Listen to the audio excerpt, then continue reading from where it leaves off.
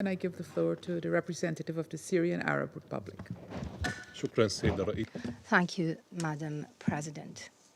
At the outset, I would like to thank Madam Najat Rushdi, Deputy Special Envoy of the Secretary General, and Mrs. Joyce Musoy, Assistant Secretary General for Humanitarian Affairs, for their briefing. I would also like to welcome Ms. Amna Hulani from the civil society and thank her for her valuable briefing. Madam President, despite the turbulent and tense situation in the region and the grave challenges it poses, the Syrian government continues to work to turn the page of pain and suffering. It is moving steadily with trust to establish a new phase characterized by peace, stability, openness, and building partnerships. This is exemplified in the political mobilization, this active Syrian political mobilization with various countries over the world, in addition to the constructive diplomacy and positive multifaceted engagement, including in the economic, commercial, and security fields at the regional and international levels. This established bonds of friendship and cooperation based on common interests and mutual respect. These efforts have been accompanied by serious and concrete steps in cooperation with the United Nations, its agencies and mechanisms, as well as with relevant international organizations, including other relevant international organizations like the Organization for the Prohibition of Chemical Weapons, as I explained in the statement I made on behalf of my government before your esteemed Council on the 5th of January. This is also the case in the field of combating terrorism and addressing drug trafficking and smuggling. This should reassure partners and resolve outstanding issues to turn that page. Madam President, in parallel with its efforts at the international level, the Syrian government continues its endeavors domestically. After issuing 2 presidential decrees to form the National Commission for Missing Persons and the National Commission for Transitional Justice, and in line with the current ongoing practical efforts in those 2 important phases, the President of the Republic issued a few days ago Decree number 66. The decree aims to activate the legislative authority and complete state institutions by forming the Higher Committee for People's Assembly elections as stipulated in the Constitutional Declaration, naming its chair and members. This commission will oversee the formation of electoral subsidiary bodies to elect 2/3 of the 150 members of the People's Assembly. Meanwhile, the President of the Republic will appoint the remaining members to ensure fair representation and competence. Practical steps have also been taken to promote civil peace and the rule of law, while preventing any individual acts or reprisals that could destabilize the community. The Ministry of Interior has embarked on a comprehensive restructuring of its agencies and institutions to ensure the security of Syrians. All the same, the Ministry of Defense continues to work on establishing a national army. Calls were issued by official and civil bodies emphasizing the criminalization and prohibition of extrajudicial killings. They support the transitional justice process as well as national reconciliation in a way that ensures accountability for perpetrators of grave violations, guarantee justice and reparations for victims.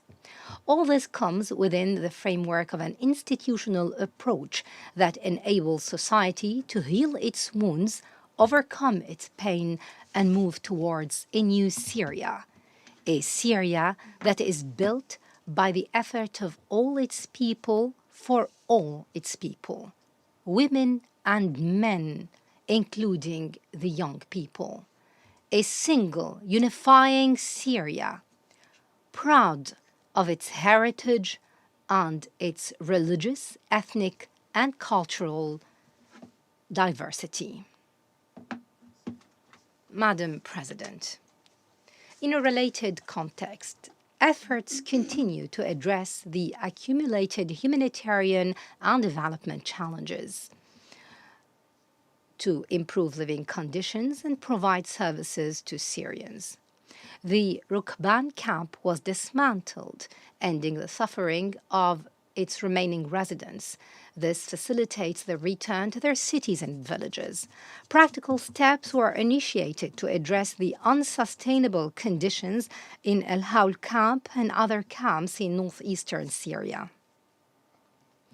Nearly 1.5 million Syrian refugees and internally displaced persons have returned to their homes.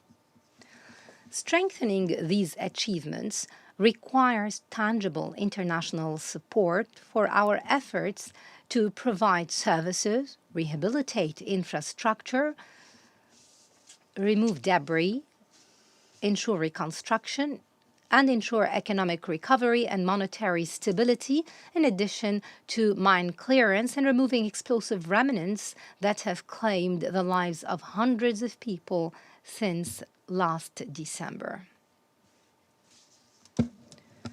We look forward to increased humanitarian and development funding and the fulfillment of relevant international pledges. Funding the humanitarian response plan did not exceed 13% up till now, and we're already in the middle of the year, at a time when Syria is facing a significant decline in agricultural crops for this current season due to the drought and other climate factors.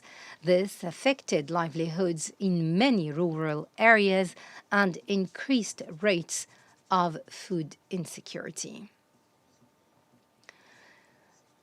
Today, Syria does not seek emergency relief aid, despite its importance. Instead, Syria looks forward to real partnerships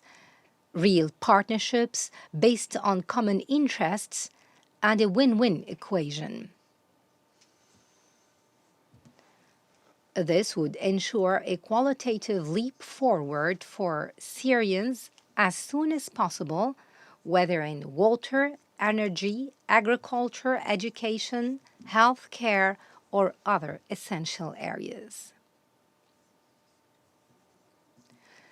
Some of the investment deals and projects that have been signed recently show that the road to investment in Syria is now open and safe.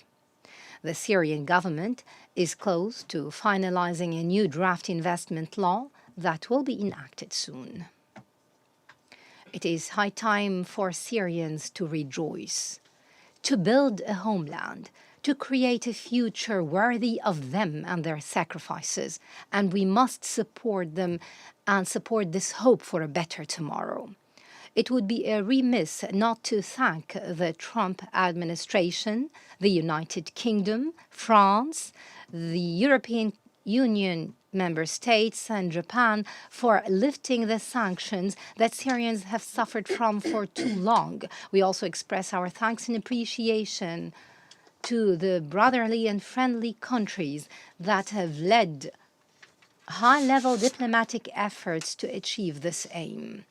Foremost, Saudi Arabia, Qatar, Turkey, the UAE, and Jordan, as well as the member states in this council and beyond that have called time and again for the lifting of these sanctions. We look forward to the completion of this process and ensure the complete and final lifting of all sanctions and measures that continue to have negative impact on various aspects of our joint cooperation. Madam President, Israel's repeated attacks on Syria remain a stumbling block to our stability effort. Israel continues its destructive policies and acts of aggression by seeking to strengthen its illegal presence on Syrian territory. They are building military installations and launching numerous attacks. The last of such attacks was in the town of Beijing in rural Damascus at dawn last Thursday, which led to the death of a young man and the abduction of others. On the same day, last Thursday, your august council heard a briefing from the Department of Political Affairs and Peace Building on Israeli practices and the systematic violations committed by the occupation forces against the people of the areas in which they have infiltrated. Such acts are a flagrant violation of the UN Charter, Security Council resolutions, and the 1974 Disengagement Agreement. My country, Syria, emphasizes the need to stop Israel's aggressive practices and to put an end to the Israeli occupation of the Syrian Golan and the territories into which the occupation forces have penetrated since the 8th of December of last year. Syria supports the extension of the UNDOF's mandate and emphasizes the need to empower the force to fulfill its mandate.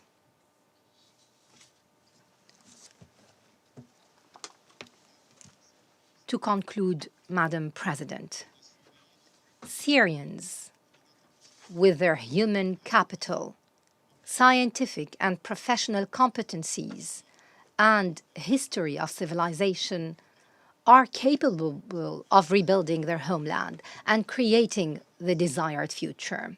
Over the past years, we have witnessed the successes and excellence of Syrians in the countries that have hosted them. Today, Syria is writing a new success story as it looks forward to the United Nations and its member states to be part of that success story in a manner consistent with preserving Syria's sovereignty, unity, and territorial integrity. We are counting on a UN role that would be effective and commensurate with the current stage, a role that supports our national effort as a partner in the path towards reconstruction and development to achieve welfare and prosperity. Thank you, Madam President. I thank the representative of the Syrian Arab Republic for his statement, and I